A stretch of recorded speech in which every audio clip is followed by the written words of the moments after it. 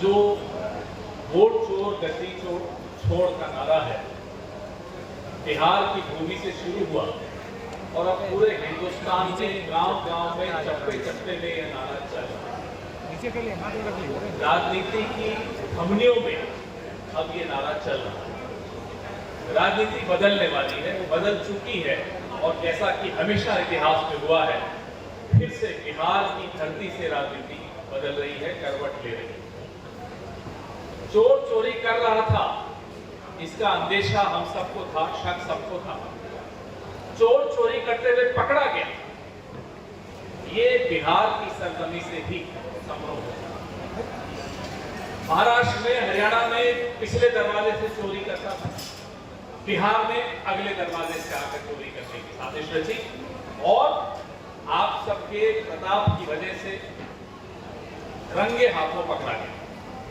और यह साबित हो गया कि चोर चोरी के सिंहासन पे नरेंद्र मोदी विराजमान है। ये वोटर की मर्जी से नहीं है, ये फर्जी वोट से है। ये यात्रा, इसको मैं तीर्थ यात्रा मानता हूं। ये तीर्थ यात्रा इसलिए है, ये एक पावन काम है कि कैसे आपके वोट का अधिकार चोरी न हो, उसके लिए हम लोग सब मिलकर मेहनत कर रहे हैं, संघर्ष कर रहे हैं। तेजस्वी यादव जी, राहुल जी, हमारे तमाम अलाइज, दीपांकर जी की पार्टी, सब मिलकर, वीआईपी पार्टी, सब मिलकर आपका वोट चोरी होने से बचा। और अब समझ में आता है कि क्यों बेरोजगारी बढ़ गई, क्यों बिहार में उद्योग नहीं। अभी पिछले हफ्ते प्रधानमंत्री आए, बोले साहब बिहार के लिए 4 मजदूर रहे, बिहार के लिए मजदूर रहे, और अगले दिन गए गुजरात और बोले 52,000 करोड़ का कारखाना ये कर रहे हैं बिहार के साथ।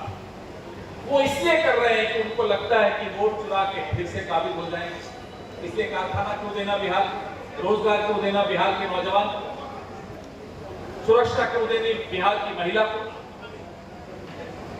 ये साजिश पकड़ी गई। ये यात्रा, इसके बारे में मेरे साथी संजय यादव जी भी आपको पूरा बताएंगे कि कहां से होती हुई आ रही है। इसका जो समापन है, मैं उसको समापन नहीं मानता, वो एक हमारे लोकतंत्र की बड़ी यात्रा का शुभारंभ होगा। लेकिन इस यात्रा का जो वोट अधिकार यात्रा है, इसका समापन पटना में, बहुत महत्वपूर्ण सूचना है, पटना में एक विशाल पैदल मार्च जुलूस जो शुरू होगा गांधी मैदान की गांधी प्रतिमा से सुबह 11 बजे और अंबेडकर जी की प्रतिमा पर समाप्त होगा। पूरे दिन का ये, इसमें लाखों लोग शामिल होंगे। इस वोट अधिकार यात्रा का ये समापन पटना में होगा 1 तारीख को सुबह 11 बजे।